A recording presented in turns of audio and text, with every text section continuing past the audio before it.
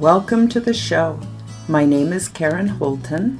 I am an ET experiencer and ambassador, an ascension coach, a direct channel, a shamanic guide, and I'm the host of Aliens and Astrology. Be sure to check out more of my unique content on my website, www.karenholtonhealthcoach.com, and my YouTube, Odyssey, and Telegram channels, Karen Holton TV. I can also be found on the Forbidden Knowledge News Network, www.forbiddenknowledge.news. My paranormal experiences have taught me to replace my beliefs with working theories, which evolve over time. My co-host is Dave Petrella, and although we hold two different viewpoints, we both see things from the same broad perspective, and we are both passionate about the ascension process. Hi, I'm Dave Petrella. I'm an astrologer, biologist, spiritual guide, and Oak Island theorist.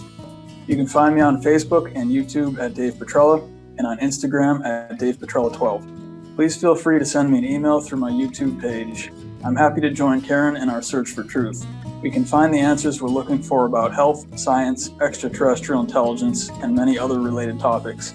We're glad to have you join us today for the show.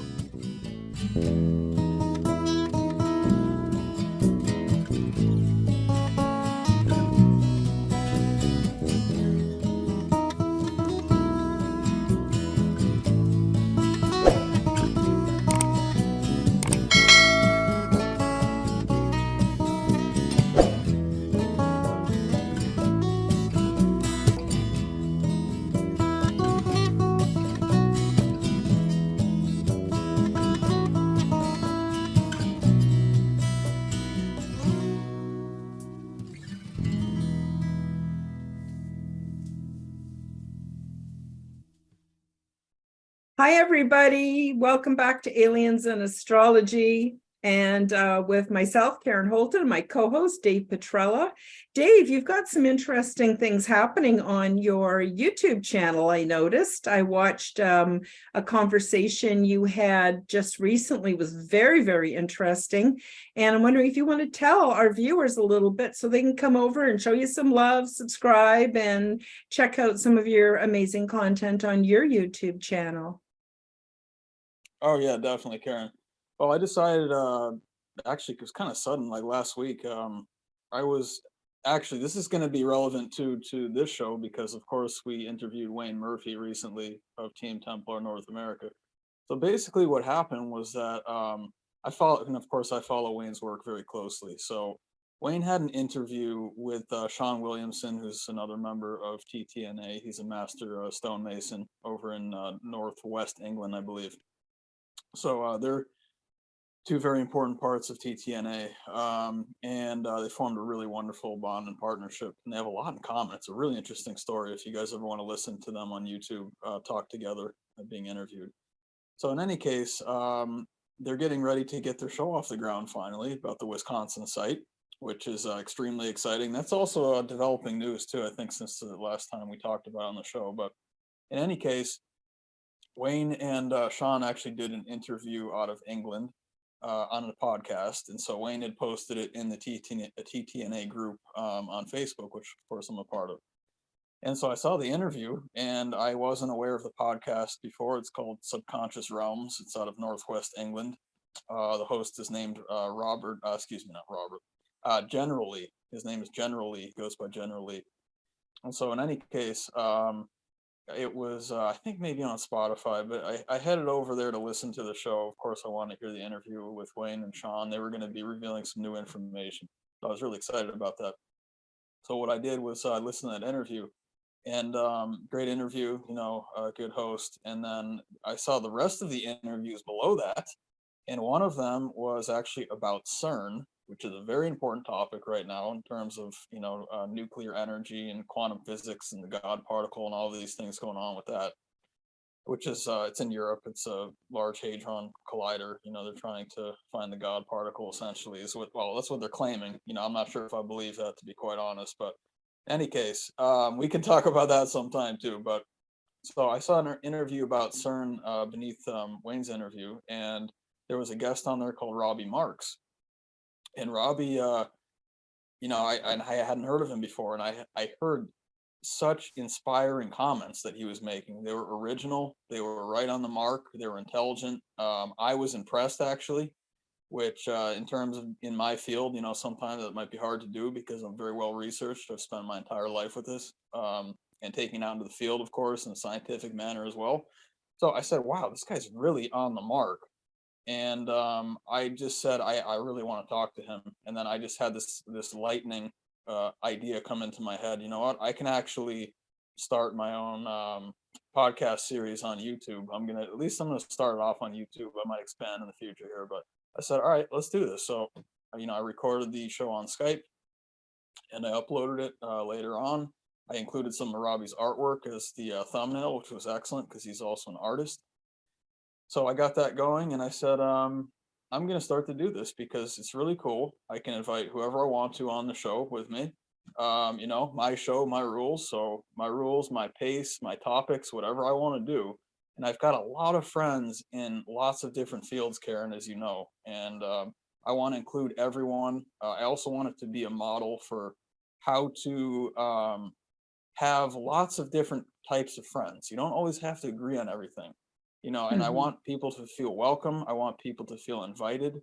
And that's what I'm setting out to do with my new podcast series here. So I'm really looking forward to it. Robbie was my first guest. I will, of course, definitely have you on soon, hopefully, and all my other friends and people that I work with. And so it's going to be great. So that's what I'm doing. Head over to my YouTube channel, guys, if you want to check out that first interview. And I'm going to be doing it somewhat regularly. So there's a lot more coming up. Fantastic. Okay. Absolutely fantastic. Yeah, I listened to your interview with Robbie, and it was great. It was really interesting. So I'm really glad you're doing this, Dave. It's the best way to meet people. When I started the Quantum Guide show, I got to have whoever I wanted on my show. I got to do the format. I got to do the thumbnail artwork, everything I got to pick myself. And then, of course, later on, you and I both started Aliens in Astrology, but it's a great way to meet some of the most interesting people in the world. So, and it also is really good for getting you over your, fear of public speaking and lets our voices be heard and all that kind of stuff. So I'm really glad you're doing that, Dave. And I encourage everybody to go to Dave's website, and the URL will be right below this video, but also in the description below will be a direct link so that you can go and check out Dave's new podcast. I'm really happy about that.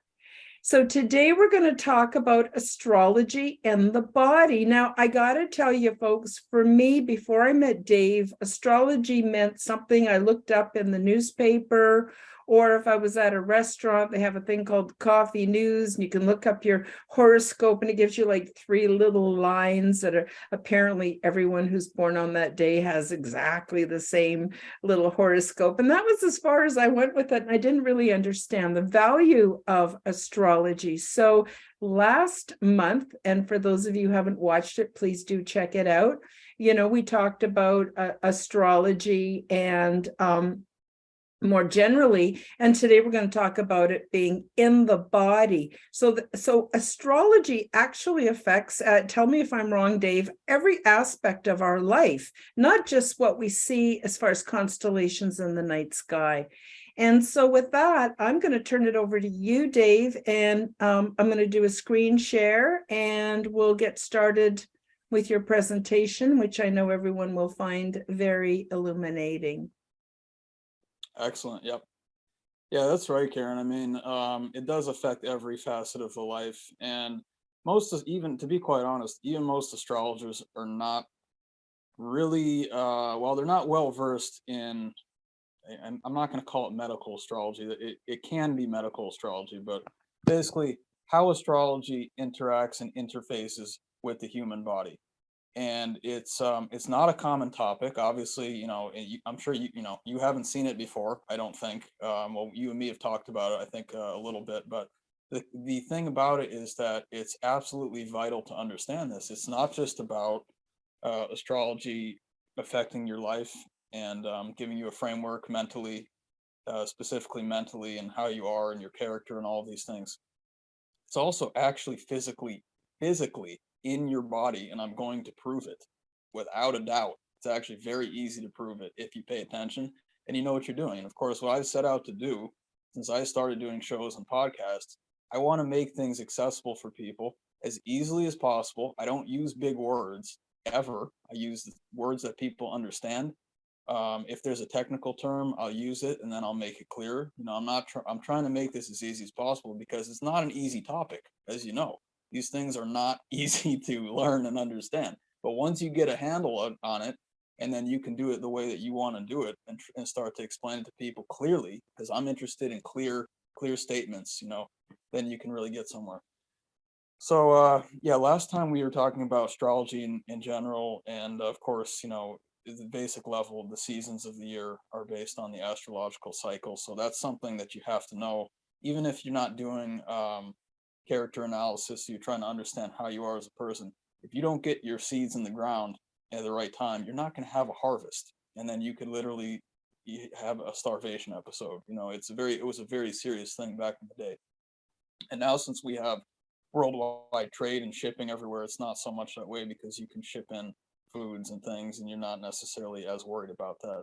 And we're actually a lot of us are very detached from the solar cycle. I mean, I every day I go outside, I feel the sun being differently. It's at a lower angle or a higher angle. The intensity is higher or lower and all these things.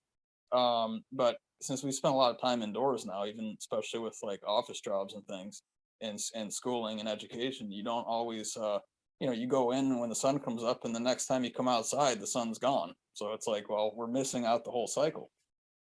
So in any case, that's just the astrology part of it. The basic astrology, of course, is that it drives the seasons. It's the baseline for the Earth system, basically, of how the sun is moving, how things, growth cycles, death cycles, recycling, all these things, rebirth cycles.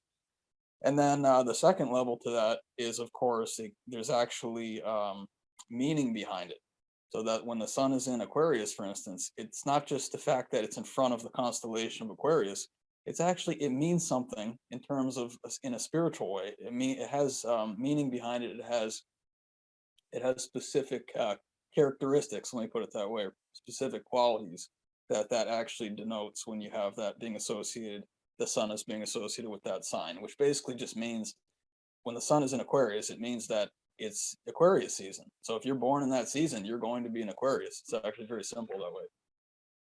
So that's the second part, and that's the whole discipline of astrology. It has your active principle and your passive principle, which is the sun and the moon, plus the ascendant, which is your personality. And those three items together make up essentially the general birth chart. This is your basic information in your birth chart. And there's a lot more. I mean, it's where everything is in the sky. It gives you all the indications and meanings based on that. But that's excuse me, that's the second level, or like the second tier. The third level, the third tier, is when it actually enters into the physical body. I'm talking physiology here. I'm talking the human body. And what's really interesting about this, Karen, I feel very fortunate. I feel very blessed, actually, that I had from a very young age a very, very, very, very strong, basically, education with the sciences. Let me put it that way, starting with the sciences, but more specifically with biology. When I was in 5th grade, I was reading medical texts, and they were going over these little cartoon diagrams in my classroom, and then I asked the teachers, what is this structure? They're like, oh, we don't really teach that. I'm like, well, I'm ready for it now. So if you guys aren't going to give it to me, I'm going to find it in a book, and that was when I was like 10 years old. So I started from a very young age, and I went the Western science route, the Western biology route. I learned had a lot of classes, both in high school and college, with biology specifically. And then afterwards, I ended up saying, all right, so I get the Western biology. I get how it's taught in North America, specifically the Western hemisphere. But what I'm missing now is the Eastern half of this. What do the Indians say? What do the Chinese say about biology? It goes and starts going into, Chinese medicine, You've got meridians and acupuncture, and then India, it's got Ayurveda medicine, of course, which is the oldest intact medical system in the world. And there's still texts, primary source texts we can read from that, which is a very, very rare thing. I'm very fortunate that we have that. So I started understanding that, and I've said in a few shows, I picked up the chakra system along the way, and I started to understand what that means and how that works with the body. That's something I'd never heard of. It's never brought up at all and anywhere in my schooling. And I'm like, man, of course, when I found it, I realized that that's actually the core of medicine. You have to understand the spinal column. You have to understand the chakra system. This is where the energy vortices enter the body, to power up the body and to give you specific mental states and states of consciousness and everything. So it's absolutely essential. And then in 2015, when I learned astrology from Santos Bonacci, of course, I want to give him a shout out because he's just a wonderful guy and he's absolutely genius. If you guys haven't seen his work, head over to Mr. Astrotheology, his YouTube channel. Check out his work. He's got thousands of videos on there. He's been doing it a long time, guys. So yeah, there was a video about basically astrology in the body, and he's got quite a few of those. One of them is called The Secret of Secrets Hiding in the Bible, part 1 and 2. Another one's called Your Body is the Holy Land, part 1 and 2. Both of those are absolutely indispensable. I would highly recommend people check that out. So I realized, well, okay, we got the chakra system. I felt pretty comfortable with that. I picked up astrology a few years after that. And then I started to realize, and it's directly because of Santos. So again, Santos, thank you so much. I really appreciate it. And that's a serious understatement. I learned that there's actually astrology in the human body, in your physiology. We're not just talking about in your brain and what gives you your character and your active and passive principles, your personality. Yeah, that's absolutely totally there. It's absolutely vital to the birth chart. That's how that works. But I'm talking about the physical structures of your body are designed based on the zodiac. This is something where you can have a doctor come in, do a dissection, pull out the structures of the body, and you're going to physically see with your eyes the zodiac signs in the anatomy, Karen. You will see it in your anatomy. So for anyone who thinks astrology is ridiculous, watch what I'm about to show you guys. If the other presentations weren't enough, okay, you want to cross over into to what people would consider, I think everyone would consider real science, which is biology.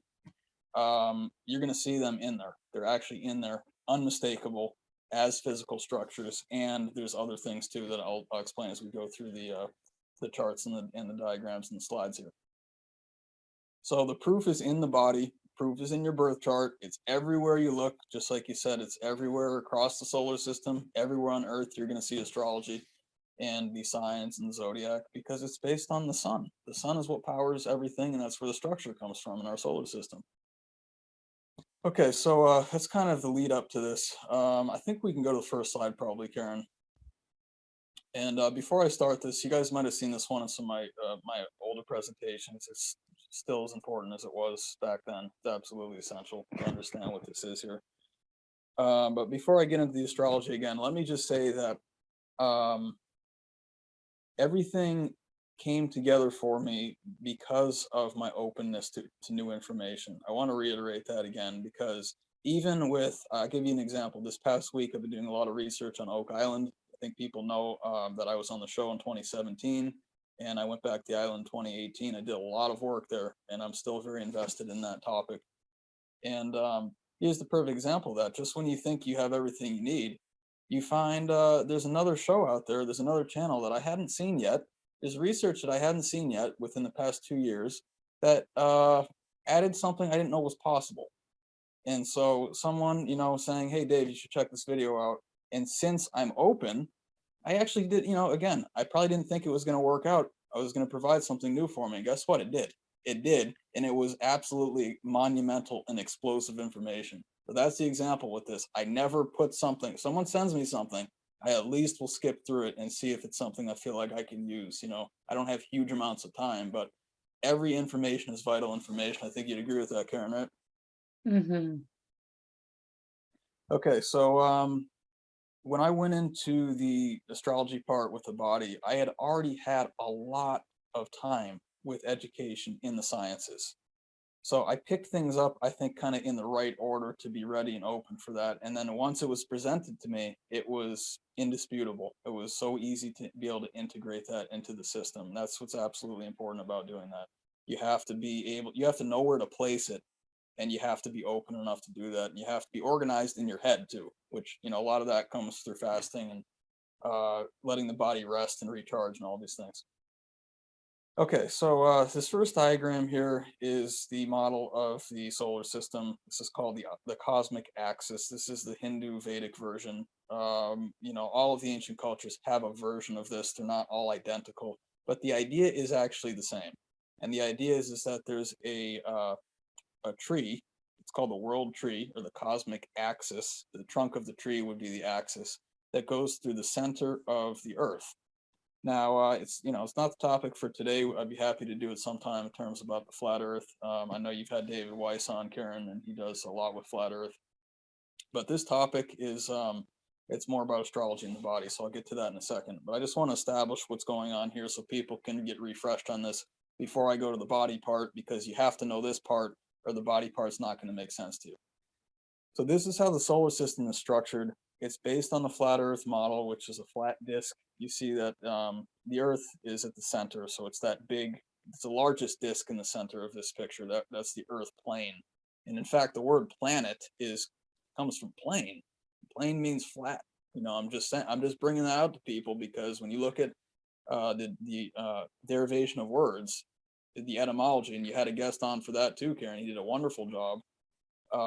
It's going to tell you about the origin and what it actually originally was intended to mean. So it's very important to look at these things. So anyway, again, in the flat Earth model, which is actually the model that I use for astrology and to teach cosmology, the Earth is in the center, it's flat, and through the center of that, you see that axis going vertically. That's called the cosmic axis, or the world tree. The Norse call it Yggdrasil. It's called Mount Meru in India. It's all the same thing. It's all names for the exact same thing. It's a cosmic pillar at the center of the creation of our solar system. So what this does is it actually connects these spheres. The spheres are also called dimensions. I call them, they're interchangeable for me. I teach the 10 dimensions above, the 10 heavens, and 10 dimensions below the Earth, the 10 hells, plus the flat Earth plane makes 21. And I teach a 21 dimension system in our solar system. That's just our solar system. It's local. And then outside of that, there's really no limitation. There's so many dimensions and available universes, and it's all of creation. Outside of this creation is available to us. So in any case, the best way to think of this is, as I described, you got the flat Earth plane in the middle. You've got the 10 spheres above, which are the 10 heavens, 10 hells below, which are the 10 hells. Then what you have are each of the spheres feature a planet. And that's actually kind of what defines the sphere. It's which planet rules the sphere, or which planet rules the dimension. So starting the first heaven, it's called the first lady of the sky. That's the moon. And in astrology, the moon is a planet. It's not a moon. It's actually very, very large in terms of the relation of the moon to Earth. It's massive. So it's defined as a planet in astrology. And then the moon all the way up to Saturn, that's the seventh sphere, and then all the way up to Pluto, or you could call it the dead star or Nibiru, or it might be any of those things. That's the 10th heaven. That's the source of creation, essentially. And then that gets flipped in inverse fashion. It gets flipped below the Earth, and it makes the 10 hells. So the important thing to understand is that there's 10 above and 10 below, and there's a planet associated with each of them. It's the beneficent aspect of the planet on the top, and it's the maleficent aspect of the planet on the bottom. So each planet is featured twice, one on the heavens and one in the hells, or one in the dimensions above the Earth and one in dimensions below the Earth. Okay, so that's the model of the solar system. Now, what happens in the human body, and people have heard as above, so below, I'm sure very frequently, and it doesn't really come into a more helpful or relevant topic than when you talk about the human body. Because the human body, and again, and this is how I teach astrology too, the human body is a copy of the stars. It's a copy of the stars and the planets. So when you're born, the moment you're born, what actually happens is, I would even be comfortable saying it's essentially, and actually quite literally, it's like a carbon copy. When I say carbon copy, it's because we're mostly carbon. carbon copy of the sky at the moment that you're born. It literally gets stamped in your mind. It gets stamped in your cells. It gets stamped in your quantum field, and it gets stamped in your physiology. And I'm sure I'm missing other aspects. It's stamped everywhere, Karen. It's everywhere in your body, your mind, everything, your aura. It's all stamped with the astrology of the moment when you were born. That's your signature. That's like your calling card. When the universe is trying to identify your current incarnation, you have to look at where the birth chart is, and then you'll see, oh, I came into the world at this time. Well, I would expect to have a mind like this and a body like this. And that's because it's an exact copy. So you carry your own personal solar system in your body everywhere you go, in your mind, in your heart. It's in your physiology. It's in maybe your medical issues. It's actually a complete system that incorporates everything in consciousness and everything in the body. Okay, so what's going to happen, and when we go to the next slide here, then we probably go forward, Karen. That'd be okay. Okay, so that model that I just showed you guys, that's the model of the solar system. It's also the model of the human body, and I'm going to make it a lot easier in a second to show you guys how that works. But for right now, before I get to the next couple of slides, this one people have seen before, I think, if you've seen my videos. And what's going on here is that I have the cosmic axis actually organized to make it as easy. Again, I'm trying to make things as easy as possible because it's not easy to understand, especially if you've never seen it before. It takes a little bit of time. So for this model here, you've got, you say labeled 1 to 10, and then each of the numbers, it's like a flow chart. So if you start at 1 and you go across, you're going to see red, and then you're going to see, what do I have here? Silver, and then the moon. Those are all the same concepts, essentially. So if you want to start interchanging things when you're talking about science, you can interchange all those numbers. They're a 1-to-1. They're equal correlations with each other. So the first chakra is, of course, red. We're going to get into the body in a second here. There's many things going on with the body with astrology. There's actually not really even a limitation. It's all wide open. So number 1, red. That's the first chakra. The metal for that chakra is silver. And the planet for that chakra is the moon. And just to make this, it's not like I'm not going way out in left field. The stuff is actually, it makes sense logically. This is a logical system. I'm not like reaching for things here. I never do that. I'm a scientist. So I'm looking for the proof. So in the human body, and I'll go through this in the next couple slides in a lot more detail, but basically the moon is equivalent to the first chakra, which is essentially where menstruation happens. So you wonder why it's red. Well, blood is red. So that's number 1. And the cycles, the female cycles, the estrogen cycles and everything, they're based on the moon cycle. We know that. We know this. And that's why, because the moon, it actually is a gatekeeper for that part of the body. So it's lending its energies, and it's regulating, and it's controlling those processes in the first chakra specifically. It's not just the first chakra, but I would say primarily in the human body, that's where the moon is focused. Absolutely, 100%. And then you have silver, which if you look up in the sky, what color is the moon on most nights? It's like a silverish or a little bit of whitish, silverish, sometimes a little goldish, but the default is essentially a silver color. That's the moon. So all of these things, and when I say silver, I'm really talking about the metal, but it's the same color. So you see that that's the color of the moon in terms of astrology and the sciences. Okay, so the rest of this chart, and I'll go through these a lot more when we proceed here into the next slide. But you see 1 through 10, you're going to see all the 7 traditional planets of astrology, which starts with the moon. It goes all the way up to Saturn. You see Saturn's labeled at number 7 on the flow chart here. And they all are associated. They have a metal associated with them. The Incans called gold, the tears of the sun. Well, why is that? It's because that's the metal of the sun. We know that. The sun is the center of all mythologies and all spiritual teachings. It's always about the sun. And it's the same way on the earth. If we don't have the sun, we don't have anything, so that's how you have to look at these things. Is you need to see where they belong in the model, the actual scientific models here, which go back to the beginning of creation of our solar system. And then above that, you've got 8, 9, and 10, which are actually in the invisible field. I'll put it that way. It's higher energy than the visible light spectrum. The reason that you have 1 through 7, the chakras red to purple, is because there's 7. Think about this. There's 7 colors in the rainbow. They're in the same order as the chakras. What happens? I would argue this till I'm not on this planet anymore. That when you're created, the body is largely water. But what happens is that when you put light through water, you get a prism, and the prism actually breaks up white light into 7 colors. So your body is actually broken up into the 7 colors as the 7 chakras, and that actually is what anchors the body in the physical form. That's absolutely true. And then the teachings of ascension talk about, well, you can actually become white light again. And when you become white light, essentially what happens, so it's the way I teach it, is that all the chakras, they're turned on at the same time, to full power, 100% power on all the chakras, and then they're all glowing at the same time. All 7 colors glowing at the same time makes white light. So it's basically just going back to the spirit source, from where we came. And being down here now, we're in the visible spectrum because our bodies have the 7 chakras that are anchored in the colors. That's how that's basic metaphysics right there.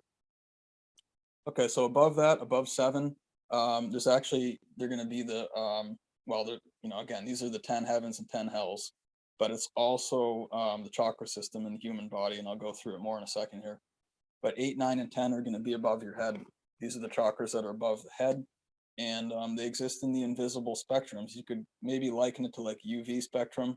You can feel it, but you can't see it, but it carries a lot of information, huge amounts of information. In fact, your whole mind, the structure of your entire mind is based in the 8th sphere, which is that's actually where the zodiac is located. The entire zodiac, all 12 signs, are located in the 8th sphere, or the 8th chakra. And that gives you the mental structure. That's where the mind comes from. That's why when you're an Aquarius or a Pisces, your mind works a certain way, because in how you think, the patterns that you think in, because that energy is coming into it's coming into the 8th chakra, which is 1 step above your head. This is an invisible, the mental world is an invisible world. You can think things for all day as much as you want, but you don't see them. You can visualize them internally, but I'm saying with your physical eyes, you're not seeing them. It's actually happening in here, but it's actually happening here. And when you see pictures, here's a good example. You see pictures of the Virgin Mary. She often has a splash of stars behind her head like that.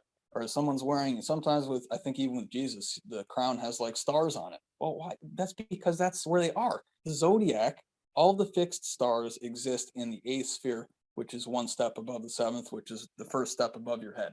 That's your mental world. All the thoughts come in from up here, and they sit here. They kind of exist here. Okay, so that's 8, and then 9 is what excuse me, what I call the excuse me, guys. 9 is what I call the dream world. It's ruled by Neptune. And then 10 is essentially the last step in our solar system. It's the last step also in your body, the structure, the auric field of your body, until you have the freedom. And when you have freedom, then you cease to be physical, you turn into a light body, and you can ascend. So that's the basic topic here. Again, these are the 10 spheres. They're both related to the heavens and the hells. They have the beneficent quality and the maleficent quality, depending on if you're above or below the earth. The earth, if I put the earth on here, it would be at 0. It's below the moon right there. It's not really even a chakra, but it's like the base of the spine.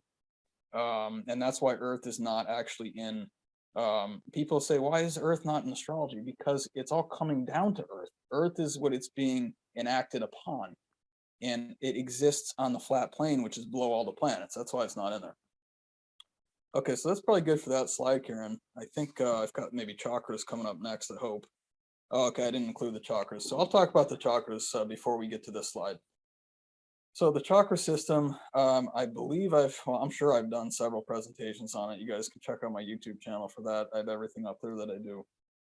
The chakra system is essentially in your body. It's where the planets have maintain their control and their focus. The planets are, they're the rulers, they're the gatekeepers. They're the ones that make sure that things are enforced. They make sure energies are stamped a certain way in your body. So again, I'll go through it quickly, but the first chakra is of course the moon. The second chakra is Mercury. The third chakra is Venus. That's where you get all the emotions from. And if you heard yellow belly before, well, why is that? Because that's where Venus is in your body. It's in the yellow part of the spectrum, that's where the stomach is, right there. That's where the emotions are. That's why you have emotional responses in your stomach often, because the nerve fibers right there. And because Venus is there controlling the emotions. And then the number 4, you've got the sun, which is the most important one. That's where everything kind of eventually comes back to in terms of the ascension teachings. And then you've got 5, that's Mars. That's where you fight. You're going to fight to get into the heavens. It's called the bridge.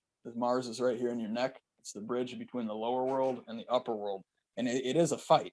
Mars is the god of war, also called Aries. You have to fight for that, or you're not going to get into the upper consciousness up here, which is the upper chakras, which is 6 and 7. 6 is Jupiter, 7 is Saturn. And the other way that 7 is Saturn, because a lot of people don't put Saturn there. The reason I do, well, many reasons I do, that's the proper orbit. First of all, it's that it's the furthest one out from them. And number 2 is that Saturn is also called Kronos, and Kronos is the crown. So what is the crown chakra, guys? That's the 7th chakra. That's where Saturn sits. Saturn sits in the 7th chakra and rules the body. He rules the physical creation from the 7th chakra. So that's why he's a disciplinarian. You're not going to get past him unless you're very disciplined. He's watching to make sure that people stay in line. He's also called the eater of children too, and the reason for that is because he's father time. Kronos is time. So basically what happens when you physically come into the time continuum, you start aging, and then when you age, you eventually die. That's why he's called that. So if you get your energy past him, then guess what happens? He's not in control of your energy field anymore. He's not in control of time. That's when you get reverse aging. That's when you get ascension teachings. You have to get past Saturn. He's sitting on the top right here, watching, making sure everything is in order. Okay, so we've got that. You guys can read the metals there. I'm not going to spend a huge amount of time on metals today because it's more about the physical body. But I did talk about which chakra they're equivalent to. Oh, then of course Uranus. Uranus is the first above the head. Uranus rules the fixed stars right here. And then you've got Neptune, which is in the dream world, also called the crystalline sea, which I believe is it's something like a force field. It's actually described by Enoch too. If you guys want to read that text, the book of Enoch, I think it's in the first book of Enoch, if I'm not mistaken, which was specifically not included with the Bible because it was too controversial for most people, or maybe it's that humans are not ready for it, or maybe it's a control mechanism. It's probably all of them. But he actually described, he was taken off world and he saw the spheres. He saw the spheres of heaven, and he went up to the 9th level and he called it the crystalline sea. And he said it was not quite it wasn't water, but it wasn't water, but it moved like water. So I'm saying, what is that? And to me, that's like a force field. If you guys have seen the sci-fi movies, you can see the shimmering force field. Sometimes it looks like water, but you put your hand through it and you can push it and it kind of pushes back. It moves like water, but I think it's more like an ether material, an ether type material. It's like a dimensional barrier. And so that's in the 9th sphere there above the head, which is where Neptune is. And Neptune is the ruler. We know this. Neptune is Poseidon. He's the ruler of the oceans or the seas. Well, he's also the ruler of the crystalline sea, which is not the Earth sea. It's the one way, way up. It's in the 9th sphere, way above the head. And then 10 is, of course, it's traditionally ascribed to Pluto. Whether it's actually Pluto or not, the idea is correct. Pluto is the great destroyer and transformer. And interestingly, Nibiru is also described as the destroyer. So that's why I say that I think Pluto might actually be Nibiru. And then, of course, Matthew LaCroix, who I think is doing really great work right now, he talks about the 10th sphere. Well, he doesn't say the 10th sphere specifically, but he talks about Pluto, or there's a body out there that's influencing the outer orbits of the solar system. It's very large and very powerful, and he thinks it's a dead star. He actually thinks it was the companion star to our sun before I guess it burned out. So any of these things, either way, it's the most powerful planet, essentially. I mean, really the most powerful planet is the sun, but everything comes back to the center. But I would say the source of creation is in the 10th sphere. It's with that transformer and destroyer. And then everything is it's kind of like a light shining through the dimensions from the divine figure, the divine body in the 10th sphere. It moves like a hologram down the cosmic axis, and you get higher and higher density physical forms as you move down. The Earth is the mid-level density, so it's like kind of half etheric and half dense or half physical. And then below that, you get more and more and more physical. And it works like a hologram that way. That's why I lay the 21 dimensions out like that. Okay, so that's the chakras in the planets are kind of like the physical components, the big physical components of the body. A lot of times people talk about 7 as being the number of the physical world or physicality. And so 7, it's anchoring in your chakra system, which gives you kind of physical structure to your body. That's what makes, they're up your spine. The spine is the main highway of the body, the main channel of the body there. So it's very, very important to understand that. Again, I would say focus on 7 as being the number of physical creation. Whereas what I'm going to get into a second, the number 12, which is of course the number of the zodiac, there's 12 signs in the zodiac, is the number of the spiritual world. And that's also, that's where all the mental things happen. The mental world is a spiritual world. It's not a physical world. It happens somewhere out, somewhere out in the ether that we can't see, essentially. So focus on the 7 as when you're talking about the body, 7 planets. It is really technically 10 with 3 above your head. Focus on that as the chakra system. Those are the gatekeepers. They regulate your states of consciousness. Excuse me, specifically based on the physicality or physical aspects. So they're in there, they're regulating it, they're watching it, they're related to a specific state of consciousness. I think I've gone over this before. I'm just going to say it really quickly because it's extraordinarily important. Each planet regulates a certain state of consciousness. So for simplicity's sake, I'm actually just going to go through the chakras, and you guys can match up the planets if you'd like to afterwards. It's in some ways easier just to use the number. That's the way I traditionally do it. So the first state of consciousness, and I'll just start off so you understand. The first state of consciousness is regulated by the moon. The moon is, well, I'll say the first chakra. The first chakra it's kind of like a vegetative stupor. That's the state of consciousness. So if you had none of the other chakras turned on in your body, and this is not the case, you always have something. It's like you can like tune them individually, Karen. It's like one of those old radios, and I'm sure you know it even better than I do, but they had like a knob, an actual dial. So think of each chakra as in a lot of these interfaces, they had many knobs on them. A lot of times they were metal. Well, think about each chakra as a separate knob. So I'm going to turn the first one up to like 20 out of 100. They'll turn the third one up to like 70. That's how the chakras turn on. It's like this light. It's like this light display. It's like varying levels of power being given to each of the chakras, and that's how you get your mixed states of consciousness, essentially. So anyway, one is like a vegetative stupor. So if that one's turned on 100%, then you are essentially in a coma. There's no consciousness there. You're alive, but you're not aware of anything. Everything is a haze.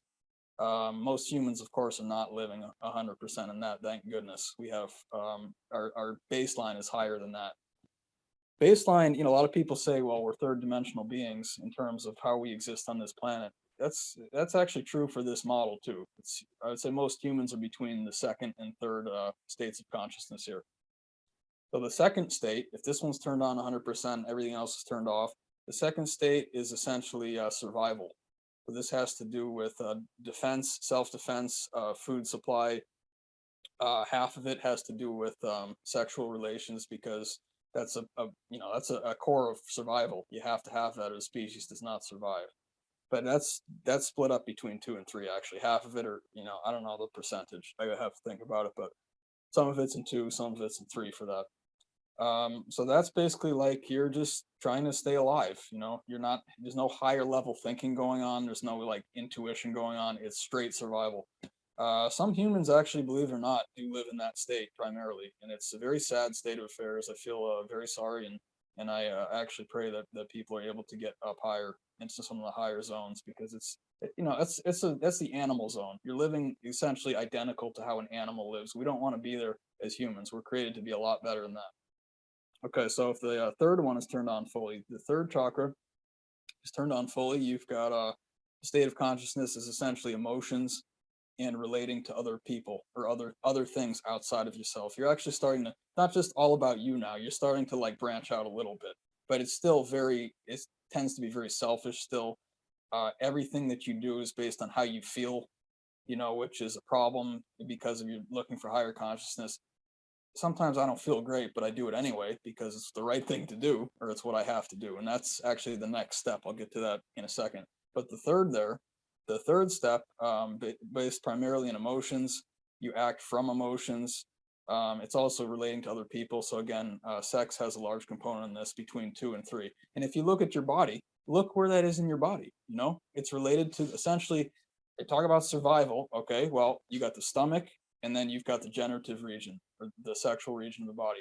Well, and also getting rid of fluids and solid wastes and everything. It's all in that region. All these things that I just talked about. And when you look at the physical body, they're in the first first 3 chakras technically, 1, 2, and 3. It's all related there.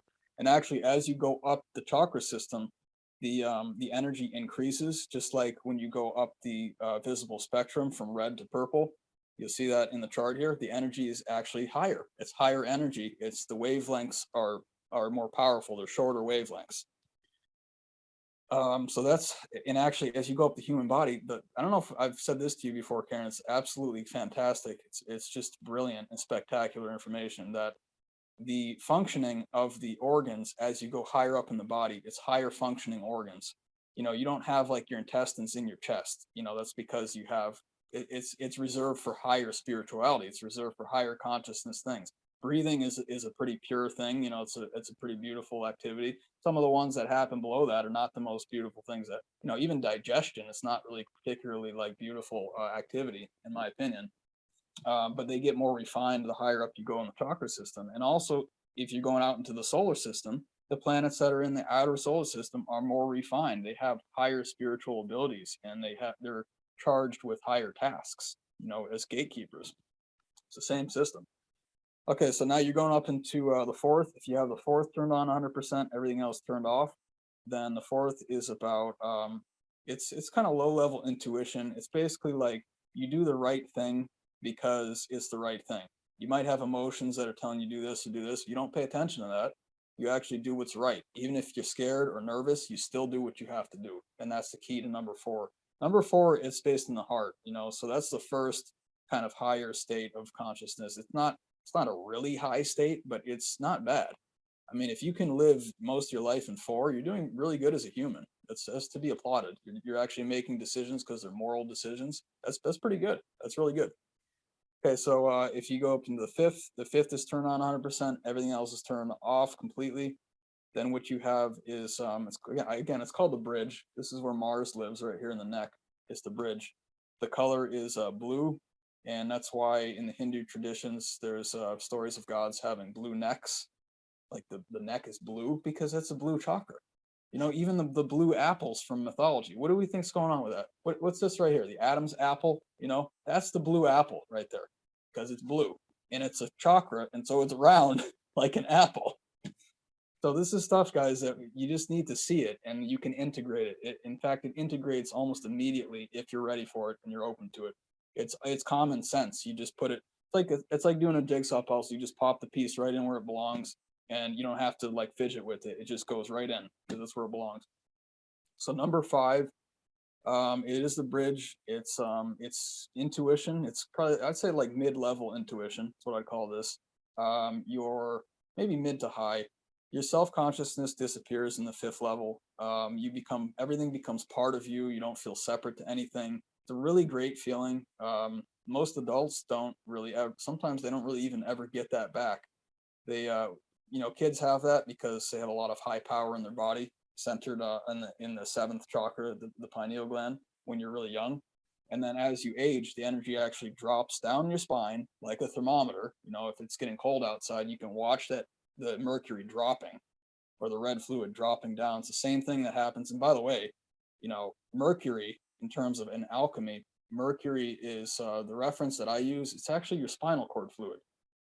And it incorporates everything, the positive, the negative, the neutral. And that's why mercury is hermaphroditic, because it's encompassing all of the principles. The spinal cord fluid is kind of like the ether in the body. It incorporates everything. That's where creation comes out of. That's where all the fluids come out of too.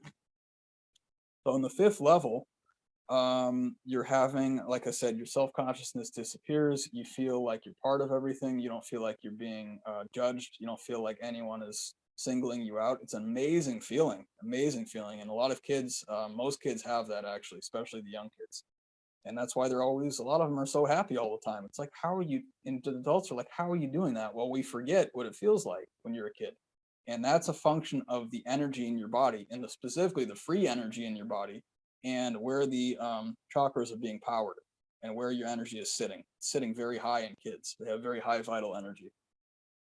Okay, so that's number 5. Number 6 is it's really the heaven. It's like the first, well, it's not the first. I mean, all of these are technically the heavens, but the 6th chakra is the first chakra that's in your head.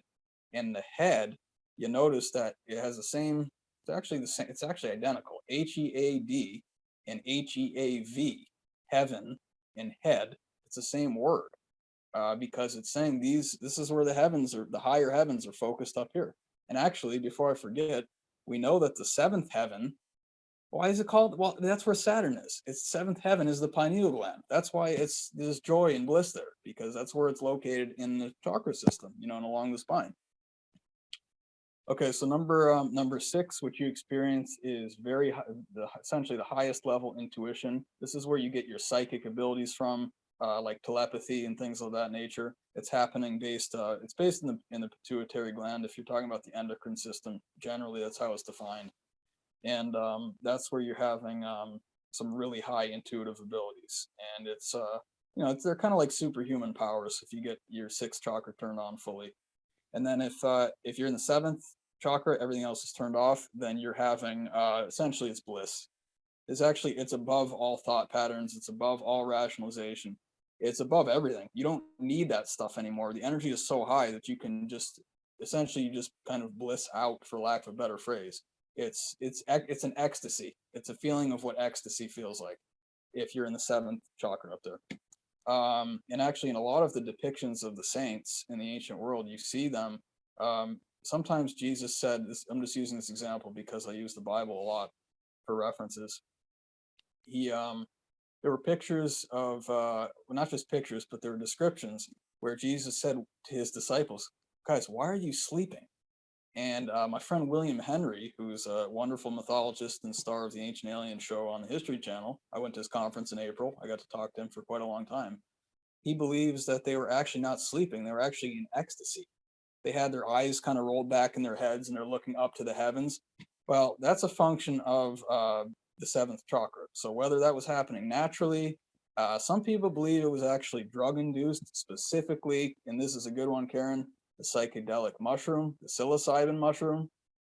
Some people actually believe early Christianity, this is a controversial statement, but I'm going to make it because it's important. People need to hear this. Some people believe this, that they believe early Christianity was actually a mushroom cult. Don't skip over this brief commercial break. Dave and I have some important information for you. You may have noticed that participation in our community does not depend on memberships or donations, and we do not hide our episodes behind a paywall. We want everyone to have the opportunity to learn and share our important content with others. Dave and I both offer services which may make your journey more fulfilling, and I offer some products as well. Our sales and services are what provide us with the means to continue our work, as there are many expenses associated with our mission. Check out our offerings to find that which resonates with you to help create a win-win situation. What I mean by that is financial support to help cover our expenses, but also some great products and services to give you that edge that you've been looking for. Check out my online shop, www.karenholtonhealthcoach.com, to find Zendome's orgone generators, comfort crystals, and an array of vital services all designed to help you to become the change that you wish to see in the world. Now, more than ever, people are awakening to a world we never imagined possible. In response, Dave and I are offering tools, methods, and podcast content to assist you with your awakening process. You are not alone, and there is still much we can do to support our health, emotions, and our spirituality. We both combine ancient wisdoms with cutting-edge technology to help bring comfort to your body, happiness to your mind, and joy to your spirit. To assist you with your life journey, check out my website and find many valuable resources.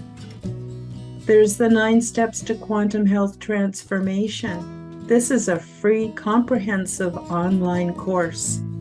Learn about detoxification and nutrition, grounding and spiritual practices, and an advanced version of the Law of Attraction, giving you more of what you really want out of life.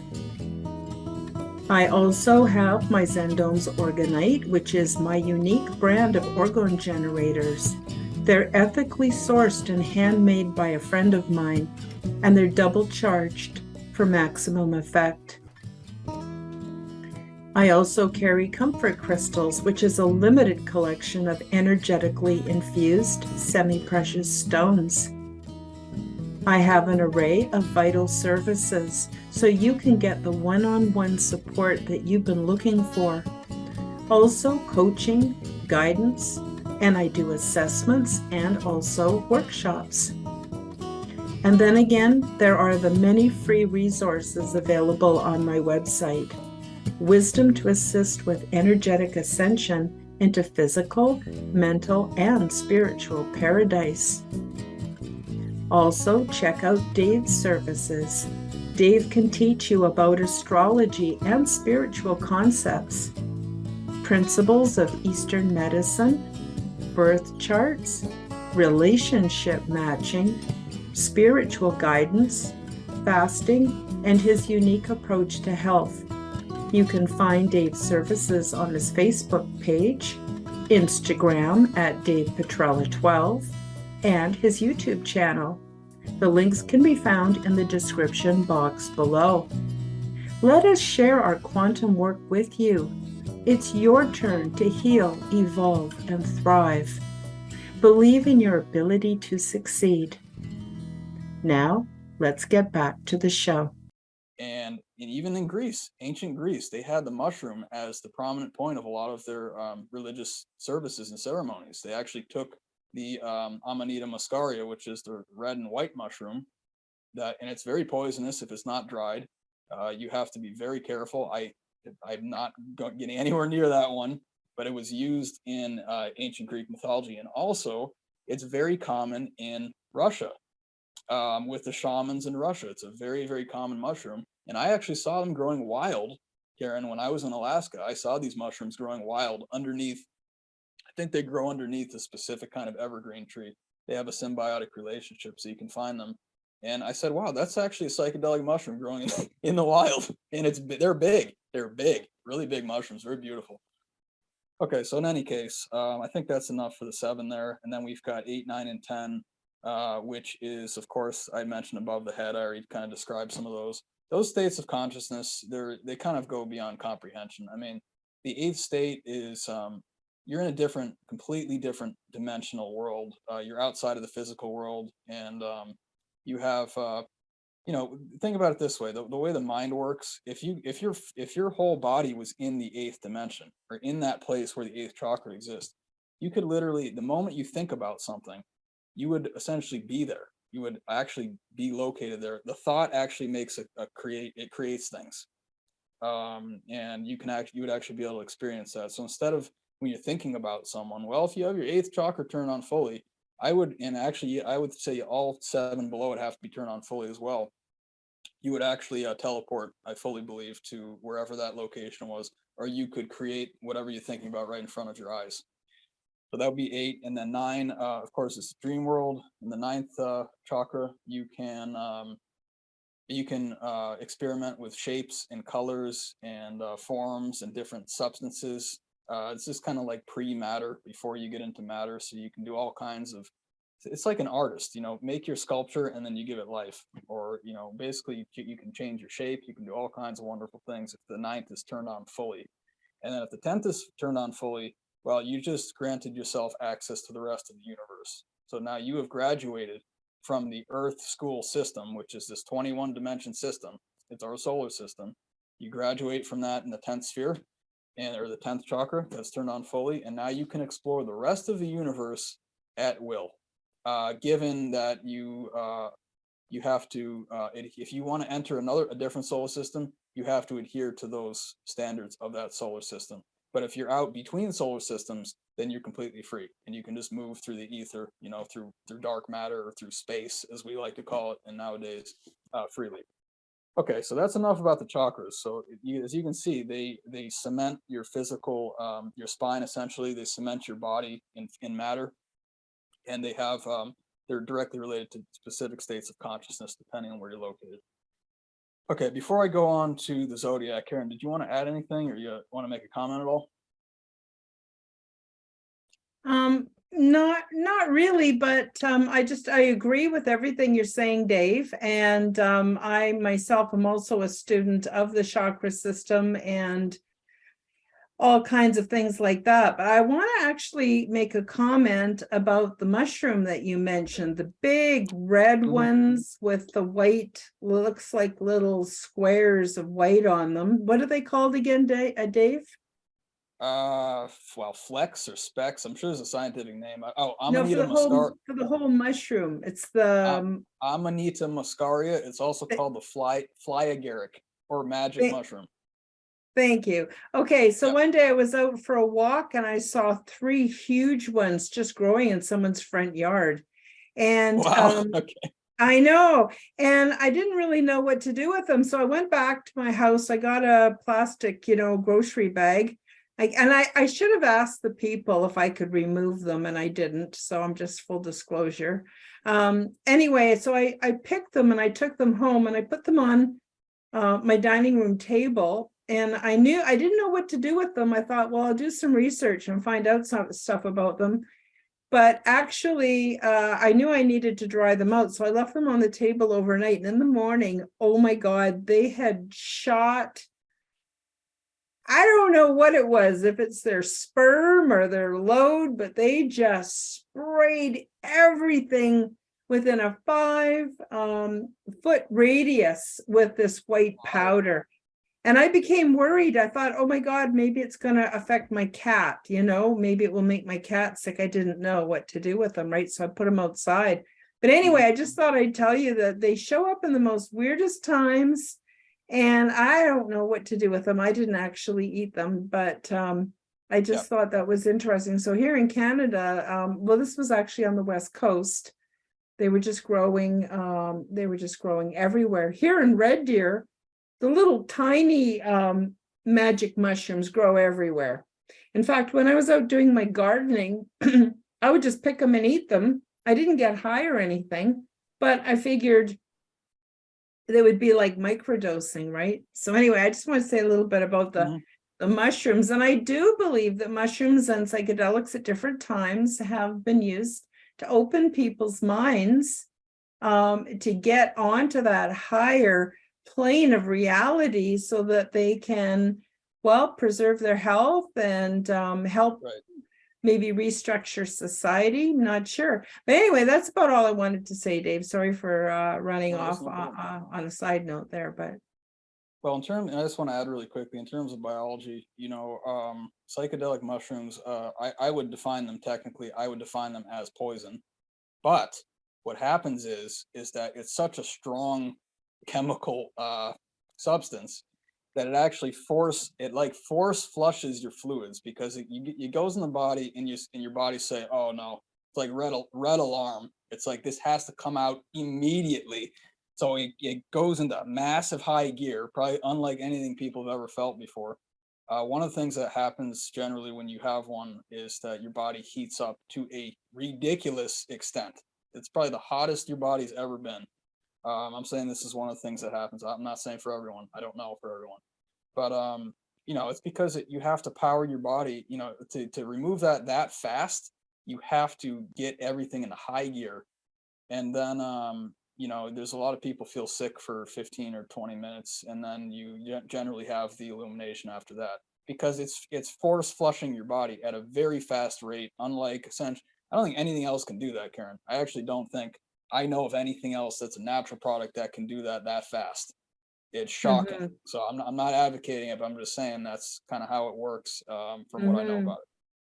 Well, it's kind of good too that a lot of the natural plant-based medicines make you feel really sick because they cause a massive Yeah. detoxification. And I'm kind of glad. I have tried psilocybin mushrooms a few times, and oh my God, I got so sick, Dave. Just like the stories you hear of people that take ayahuasca. Oh my Mhm. gosh. And it really is good because it makes it so I don't want to do it too often, that's for sure. Oh, totally. Yeah, it's not. It's a medicine. It's not something for, in my opinion, should not be for recreation. I agree. It's something to flush your body, and actually to give you experiences in some different states of consciousness too, if that's what they want to do. But again, I'm not advocating anything. I'm just saying, I like to put things in front of people and just show some of the facets and how it works and some of the information, and try to integrate that information so that people can be informed. Okay, so Mhm. we'll go on to the second part of my presentation, and basically what you're seeing here is it might be hard to see, but basically it's the zodiac. It's not how it's traditionally drawn, because this is an artistic depiction, and it's specifically an artistic depiction of astrology in the body. And you'll notice that's a human being in the center. It's kind of bent around. It essentially looks like an embryo, and that's not a coincidence, because there's a reason that most embryos, if not all of them, I think probably all of them, I don't know this is a fact, but they start their formation in a circle. It's actually, they got the head touching the feet, which is in the motifs of the ancient world. It's often the serpent's head eating its own tail. That's actually the same depiction. Essentially, what it's showing is that they're connected, and really, what it's showing is the zodiac. That's the whole point. It's showing the structure of creation, specifically physical. Well, really physical and mental. It's both, but they're all both. They all interchange. It's not static or removed from each other. Everything's integrated. But in any case, you'll notice here, if you look at the far left, you should see the ram. The ram is also the lamb. It's the far left center, basically. And it's in the same line as the head, or the head of this human here. And then as you go around, let's go see which way this goes here. What's that second? What's the animal below it, Karen? Can you see that one? A little small on my phone here. I don't know, kind of looks like a person. Oh, okay. Let me see here. Well, It's the shoulder. okay. Well, it's the second one. Hang on, let's just go to this one for a minute, because that one's easier to tell. So the one near the Oh, head yeah. is, and Well, I know which one it is, Karen, but I just want to see how they did it in the diagram, so okay. I can illustrate this to people.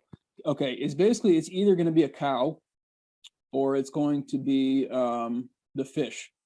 There's going to be the two fish on one side and the cow on the other side. So I think it should be the cow. There should be some horns. I can't really see it, but if you zoom that, can we zoom that a little bit more, Karen? Possibly. Yeah, sure. Let's have Okay. a look at that. There, does that help? Yes, and then actually let's look at where the neck is right there. Let's look at that white structure right there. This one here? Mm-hmm. You want that bigger? No, that's fine. Oh, okay. Okay. It's just it's a little offset. That's what the confusion was. So basically, when you look to the left, guys, if you see that white animal there, that's the ram or the sheep. It's to the center left, but it's a little above the head. That's the ram or the sheep. Below that one is the cow. It's that yellow Yes, animal. Okay. And yes. then below that is actually the twins, which is Gemini. That's that person that you're seeing. So basically, what I want to show everyone is that when you're in the womb, this is what's happening. It's that you're being structured, actually. So maybe it's a little weird for some people. It's like a computer system. You're being built. The body's being built with this structure right here. And that's why it's in a circle. And then every part has a facet or like a pizza slice, that gives you that aspect out of all the 12. And so anyway, we'll go to the next diagram in a second here, but that white, the white ram, which is to the center left, slightly above the head there, that's of course Aries. And then it actually is going to proceed around. It depends which way the wheel is actually aligned, depending on your perspective. It's fine for these purposes, but basically below that, you've got Taurus, and then it goes all the way around all 12 signs. Really easy to see on the far right there. You see that black scorpion. That's of course Scorpio. And then you're going to go around all the way across the top. You see the two fish. You see the one. Well, is it one fish in this one? Anyway, the fish, and then you see Aries again, of course. So what you have there is how the body is actually created when you're being built, when you're actually being before you're born. When the body's actually growing inside of the womb. And it says it like an embryo and is a circle because that's how it is. The zodiac is a circle. The body is the zodiac, guys. That's what I'm trying to get at here, is that it's the planets. It's also the zodiac. So now we can go to the next slide, Karen. But basically, by the way, sorry about the interruption. I have a cat that likes to tear up my green screen when she thinks I've been on for too long, and it's a bit annoying. So I thought I had myself muted when I told her to get lost, and I didn't. So sorry about that.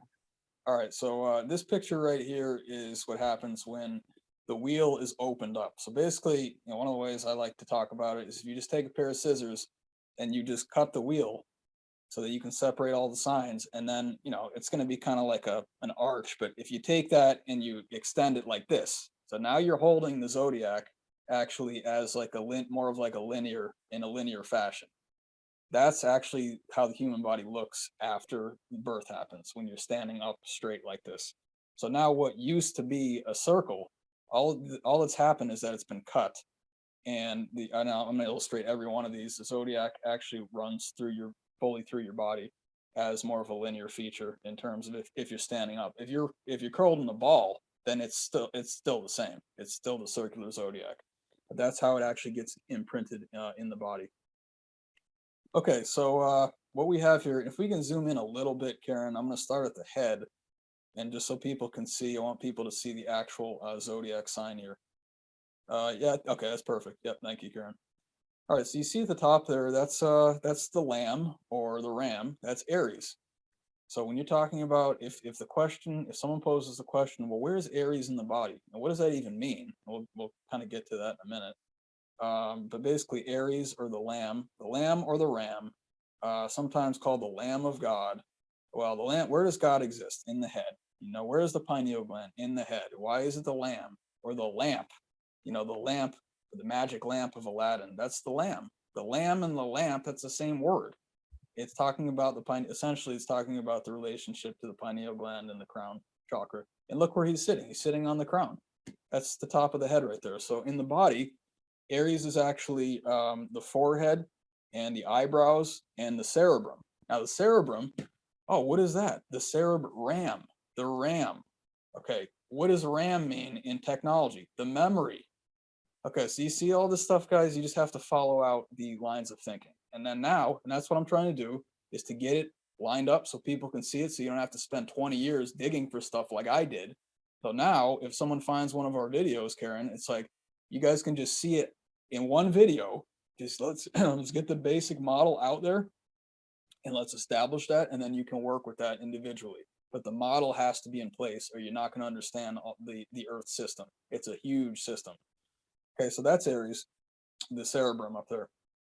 If you know an Aries person, and this is where it comes into play also, if you know an Aries person, they're going to have a very large forehead, a very large, specifically top of their head. The Aries have they have actually big heads. They're also very free-willed, which is another term for being, big-headed or strong-willed or strong-headed, or, all those terms.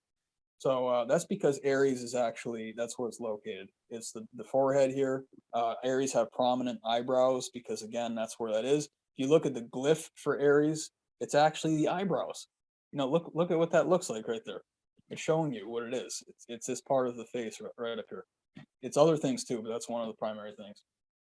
The other thing that happens is that if you look at the ventricle system in your brain, it looks actually exactly like a ram's head.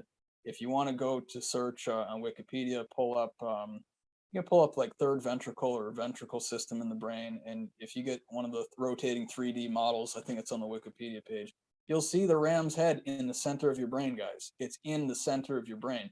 Aries physically, literally, spiritually, mentally exists there. This is where Aries belongs. It's stamped in your physiology. You can see that. All right, so we'll move down to number two. Number two is, of course, Taurus. And, if you look at the zodiac, if you want to follow along on the zodiac, you're seeing that, well, that Taurus comes after Aries in the zodiac, and even the seasons work that way. So in the body, Taurus comes after Aries. So this is Aries up here. Taurus is actually the neck and the lower brain, which is called the cerebellum, or the cerebellum.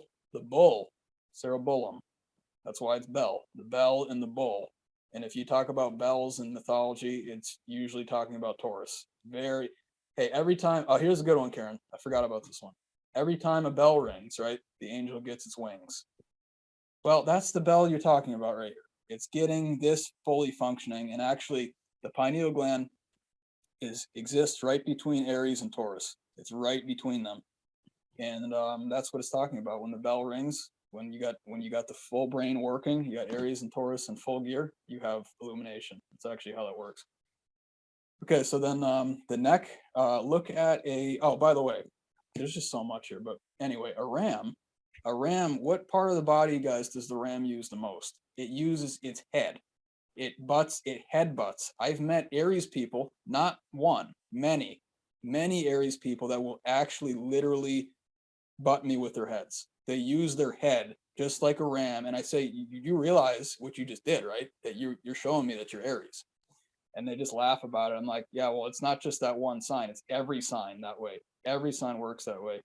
So Aries people, just like the animal, is a focus on the head. So it's using the head. Aries people are using the head. When an Aries person walks, they walk forward with their head leading the body, because that's how it works. The energy is centered in the head, because this is where Aries is, and that's the sun, the sign they were born under. That's when the sun was in that sign. Okay, so this should be shocking to people. I hope people who haven't seen this before, I hope this changes your entire life in your world, because it is that important. This is the basic for the real science of our solar system and the body and medicine, actually. Okay, so then, like I said, Taurus is down here. If you look at a bull, what part of the bull is the strongest? It's the neck. That's why they yoke oxen, Karen. Because that's where the power is in the bull. But when you look at the human body, you see that, that's where Taurus is too. It's actually in the neck of the human body. So it's a 1-to-1 relation between the power point of the animal and where it is in our bodies. So it's not, we're integrated into the whole Earth grid. So like, this brings into question, zodiac means a wheel of animals, so what this is talking about is that we're all integrated into each other. So the ram is very much a part of us. We're part of them. So is the bull. So are the rest of the signs. We'll get to them in a second here. So that's where Taurus is. You want to see Taurus in your physiology, pull up fourth ventricle on Wikipedia. It looks like a bull's head. I'm not kidding. It looks exactly like a bull's head. For all the people who are doubting astrology, check that out.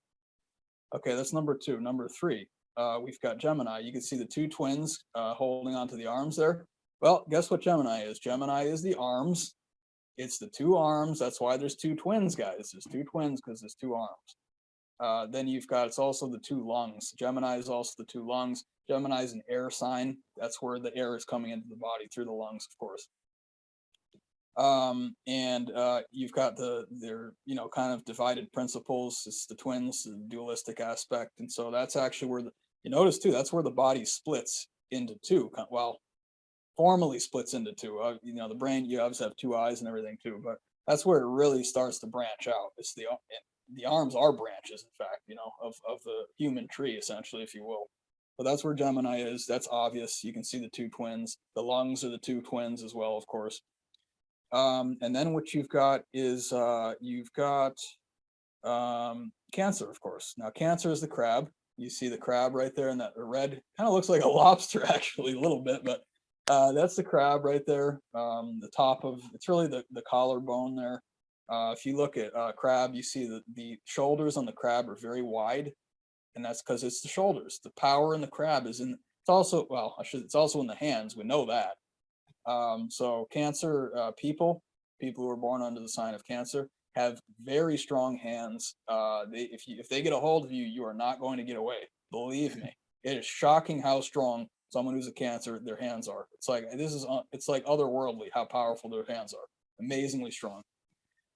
So for Cancers, it's the pinchers, of course, the crab, and the human, it's the hand. It's the same part of the body, and the shoulders. So if you know a Cancer person, look at their shoulders. They are very wide. They're the widest. They're the most highlighted part of the body of a Cancer human. It's the shoulders up here, the collarbone. Okay, so that's Cancer. The next one you've got, of course, is Leo. You see the lion there. That's, the word lion heart comes from that. Look where Leo's sitting, right at the heart there. These are all coordinated. Everything is a perfect coordination here. So Leo is at the heart, and it's talking about, again, the lion-hearted, having the courage and everything. That's kind of essentially where that comes from. You also have,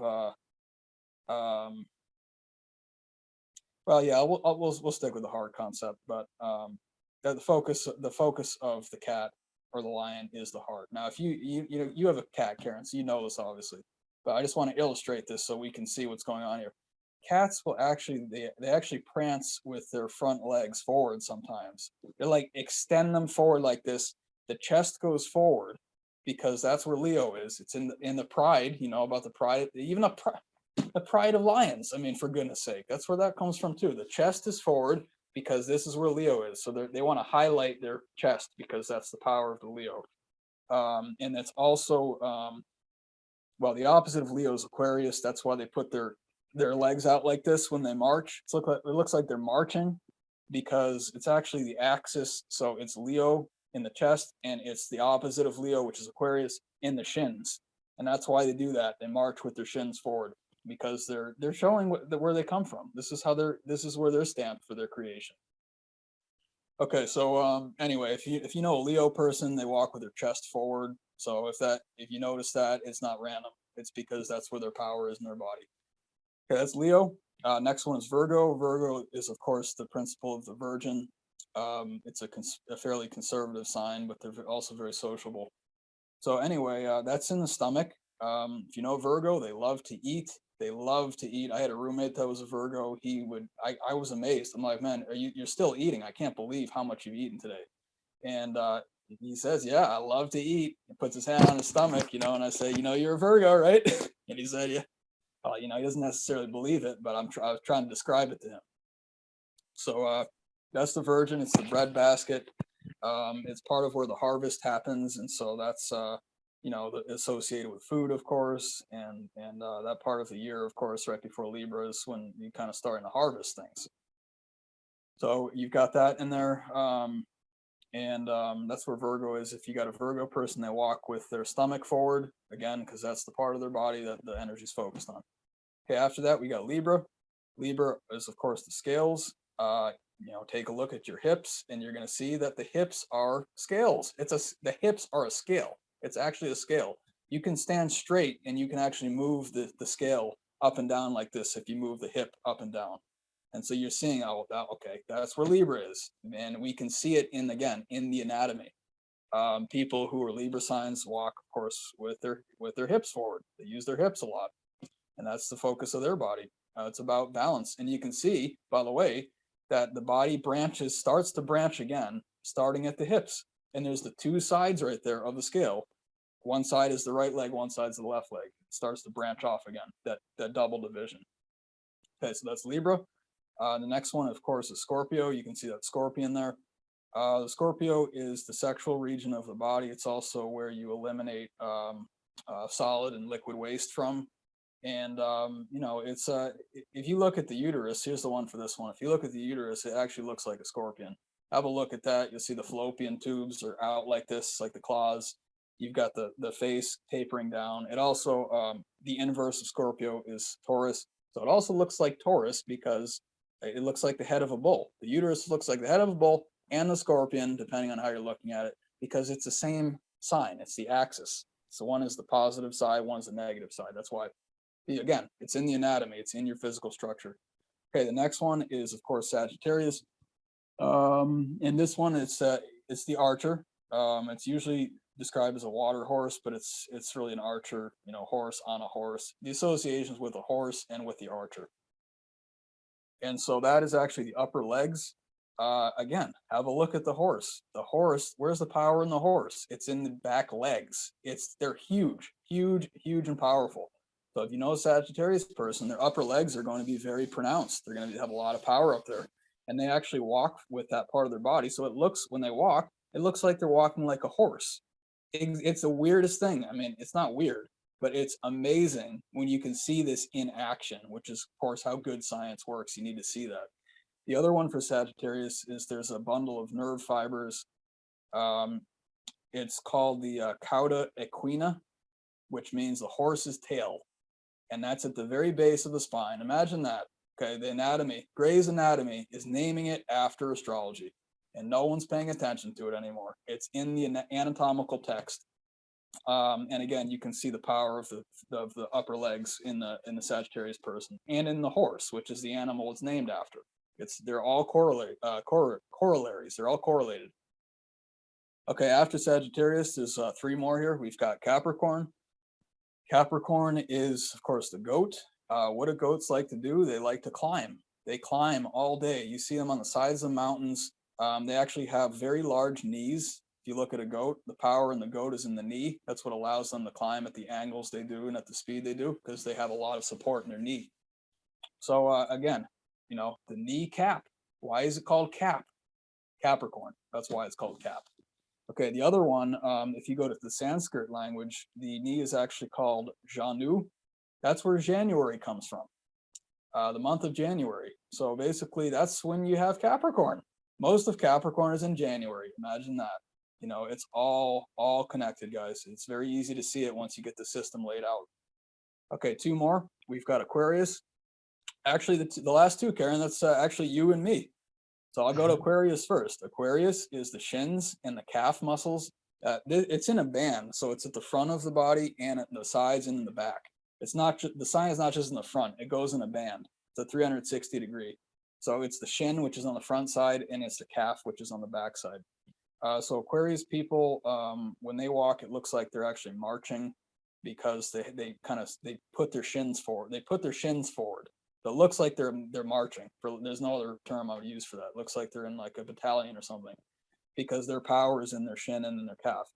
Aquarius is the only human in the zodiac. So if you want to know where the humans are, that's the human. Aquarius is the human. The rest of them are either animals or principles. The only actual human is Aquarius. Okay, so you got Aquarius there. He's got the water pitcher. Aquarius it's a mistake. It's a very common mistake. Aquarius is actually an air sign. He is carrying the water because he's the freshwater bearer. Aquarius is the bearer of fresh water. And so if you want to see who that is, it's actually Enki.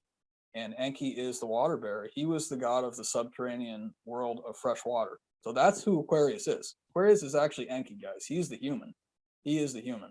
And he's carrying the water sometimes over his head or on his shoulder, something like that. But he's got that.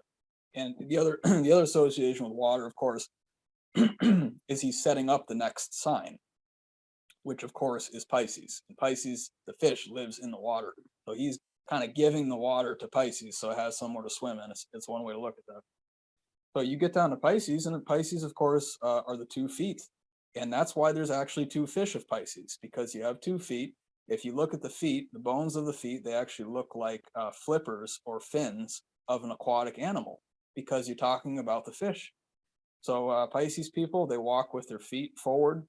I was really shocked, even though I know astrology extremely well.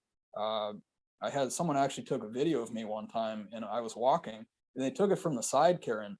And when I looked at this video, my feet were way ahead of my body. I couldn't even believe I was able to stand up. It was really unbelievable that I was able to do that in terms of the center of gravity. But my feet, sure enough, were leading the body, and I am a Pisces. My feet are way ahead of the body. The other thing I want to mention quickly here is that people, depending on what sign you are, you're actually a lot more prone to have injuries in that part of your body because you focus on it. That's where your energy is focused. So be on the lookout for that. That's one of the things when you go into medical astrology, you can see in the chart. I always say, well, whatever sign you are, just watch that part of your body because you're more likely to injure that. And it's very, very accurate. It's amazing how often that's actually true. And then the last part I want to say here is that the cranial nerves, which are actually at the base of the brain, again, this is anatomy. So the cranial nerves come in, or they emerge from the base of the brain there. And how many of them are there? There's actually 12. So there's 12, there's one for each sign of the zodiac. I had mentioned before that here's the 8th sphere up here. This is where the mind exists. That's where the zodiac exists, ruled by Uranus. And so what happens is that when the mind, the mind is an invisible field essentially of information. It starts here and it comes into the brain. And when it comes into the brain, it goes to the 12 cranial nerves. And then that distributes it through the body as the signs, as the astrological signs, and they all do different tasks, and they are directly related to which sign it is based on what task that is, and which characteristics you're talking about with mentally and spiritually and personality and stuff like that. It all gets distributed when it comes into physical form. It goes through the cranial nerves, and then it goes into the body, and it distributes it through the body. So it's all a perfect system. I hope people are absolutely amazed by this, because I was never the same again after I saw this. And I'm very thankful that I had a very strong biology background in the beginning, because if I didn't, it wouldn't have made any sense to me, because I wouldn't have understood the structures of the body. I wouldn't have been able to fit that. So a lot of what I'm here on Earth to do is to bridge the gap specifically between astrology and biology. And that's why those are two of the top topics that I do, in addition to spiritual guidance. Of course, I do a lot with Oak Island too. I've been very involved with that project for many years. But in terms of what I'm trying to teach the world, is that they're not separate disciplines. If you're a scientist, don't be scared of astrology. Have a real look at it. It is a science. It's actually the master science, the master science of all biology. Really everything. I mean, if you even physics and how things, metaphysics and how materials transmute and all this stuff, this is at the core of that. You need this. That's why we're not understanding it fully, Karen. It's because the scientists don't want to look at this part of it. You want to ignore this because you think it's a pseudoscience, because it has been taught very poorly through the centuries. I agree with that. But I'm here to change that. We don't need to do that anymore. We just need to wake up. Let's take it seriously. Take it at your own pace. And you can see all the pieces are going to fit where they belong. It's not hard to do once you have your system.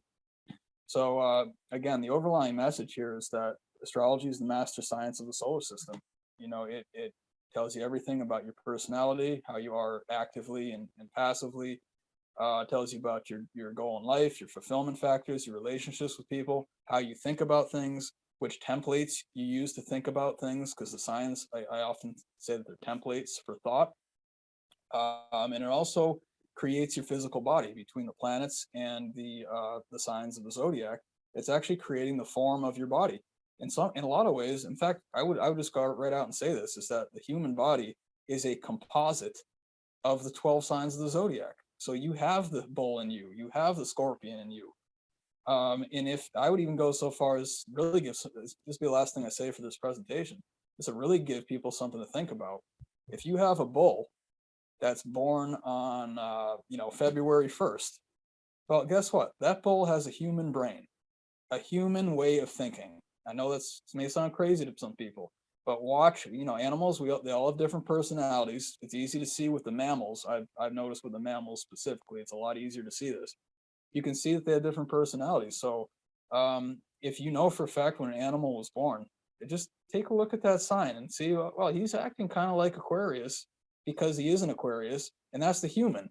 So when it would be amazing to see a cow born under the sign of Aquarius and a human born under the sign of Taurus. And it's like you basically have you've kind of switched your brain, essentially. You switch brains, so the human gets to have the cow brain and the cow gets to have the human brain. And this actually, it also gets into the topic of some of what was happening in the ancient world, I think, with this hybridization or genetic manipulation that was happening. Not necessarily all bad. Some of it's just the fact that we like to be creative and we like to be free to create and experience different things. I think it would be cool to experience what it would be like to be a cow, you know? Well, guess who knows that? Guess who lives that every day? The Taurus person. So if you want to know how cows are, just talk with them for a while, and they'll show you how the cow thinks, because that's how their mind works. Okay, Karen, so that's what I've got for today. I hope people enjoyed this. Oh, it's great. Absolutely great information, Dave. Now, I just want to say a couple things. First of all, and please do not misconstrue that what I'm about to say is medical advice. It's not. It's just my own personal experience. I have found that the allopathic medical system doesn't work for me. I find I have way too many side effects from the pills and prescriptions, plus they never get at the core problem for my issue. But what I do prefer to go to is a chiropractor. This fits in with what you were talking about, Dave, because when the spine is aligned properly, when the arms and legs, when the head, the neck, the hips are all in alignment, we're actually making, in my opinion, the best use of that sacred technology, also known as astrology, within the body. I also find that many chiropractors are also energy healers. A lot of them study nutrition. A lot of them do muscle testing. That type of medical intervention works well for me. So I'm not saying y'all should be, ditching your doctors and grabbing chiropractors. But if you hear wisdom in what I'm saying, you may want to try it out. So I don't know if you have anything you want to just quickly add about that, Dave. Oh yeah, and even in general, being able to allow the energy to flow freely is absolutely vital to every health. I mean, that's the core of health. You have to get specifically, of course, I teach about the fluids, because it's much harder to run fluid cleanly through the body than it is to run like electricity cleanly through the body, because it's a dense medium.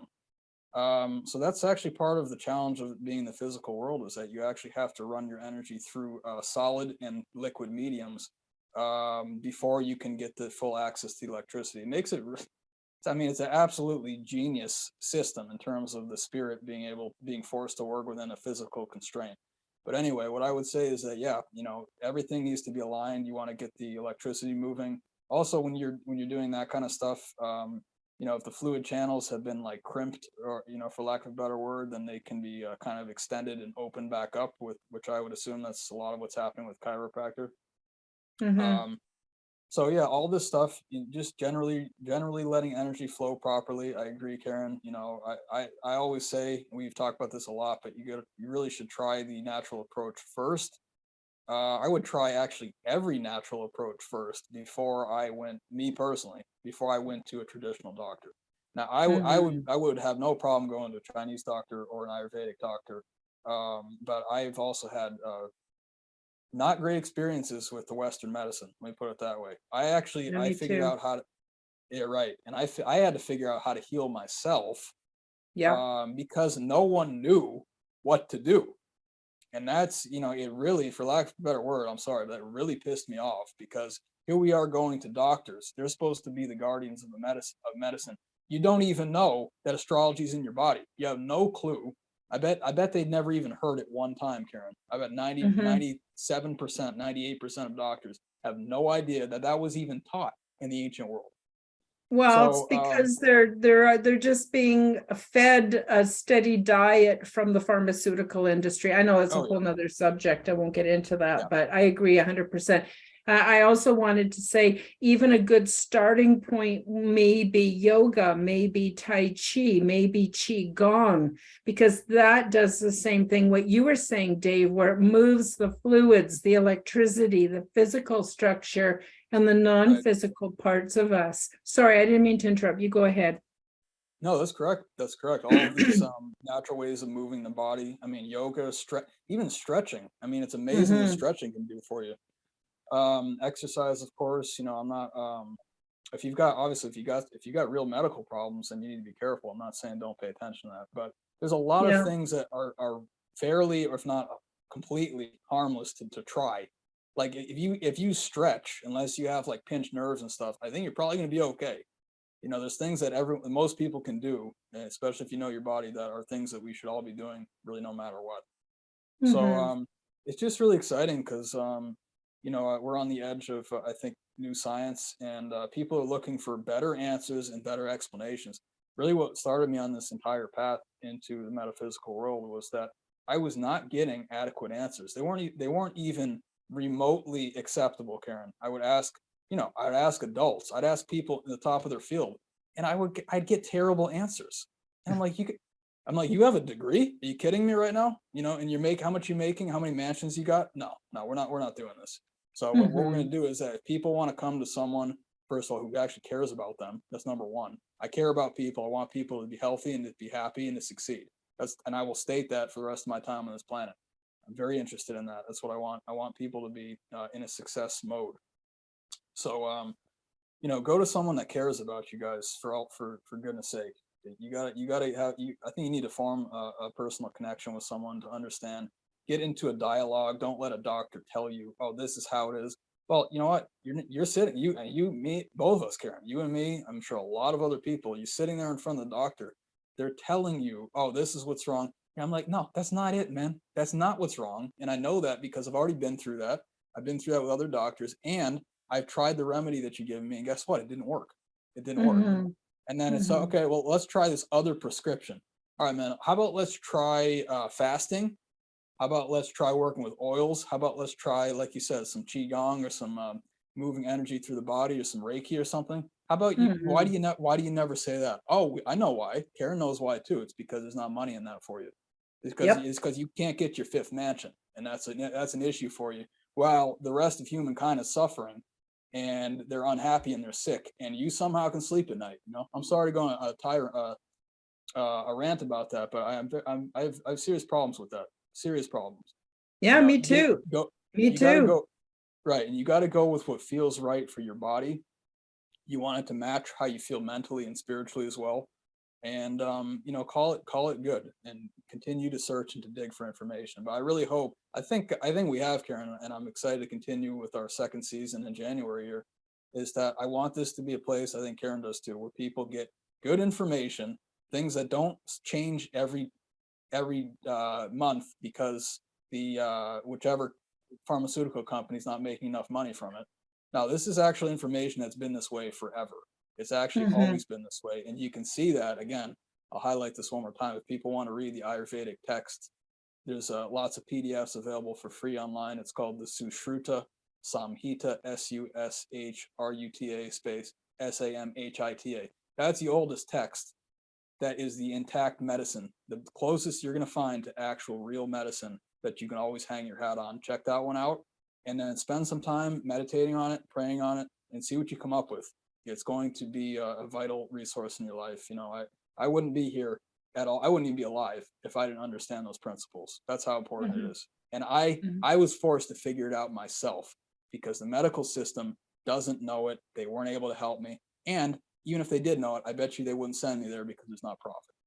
So that's the end of my rant. That's the end of my rant for today. No, it's good. It's good. It's really important. It's really important, Dave, because, if people don't know, they don't know. I had to find out on my own too. And unfortunately, I allowed the allopathic medical professionals to completely ruin my body, which set me up for them further ruining my body. And all it did was, maybe help them to build an extension on their house, or have another tropical holiday, or put their kid through college. Right.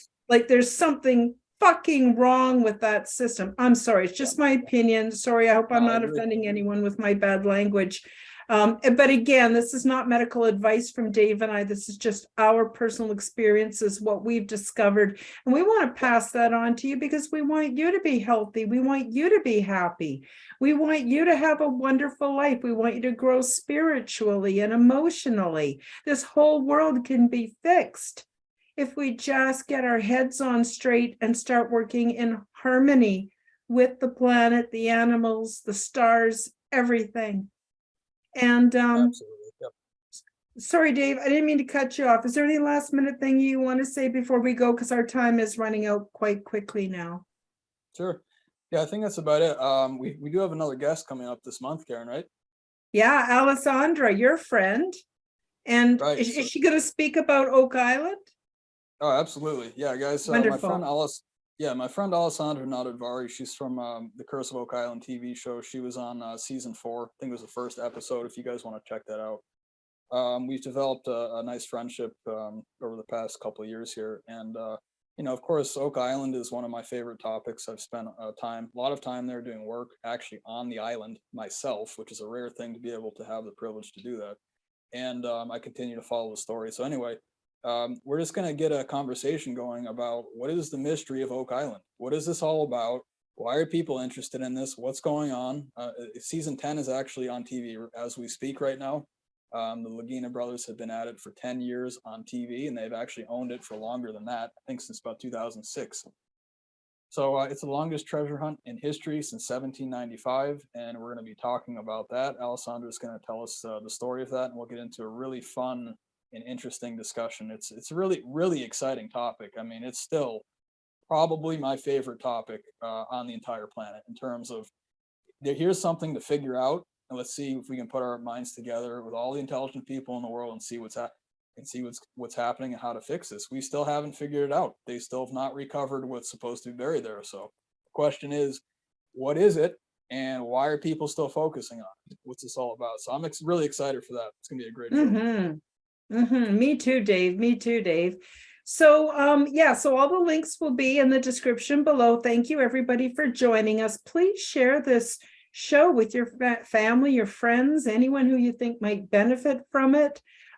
Dave's an amazing astrologer. Please don't hesitate to reach out to him for your birth charts. And anyway, we will say goodbye for today, and we'll see you in a couple of weeks on the next episode of Aliens and Astrology. Bye-bye, everybody. See you guys. Thank you. Thank you for joining Dave and I for the Aliens and Astrology show. Become the change you want to see in the world. Subscribe to our YouTube channels, click the like button, and share this show with your friends. Check out Karen's website at KarenHoltonHealthCoach.com. All the links will be in the description box below. Until the next time, keep up the good work. Well, you challenge my perception. I shift uneasily as I try to justify how I value your suggestions.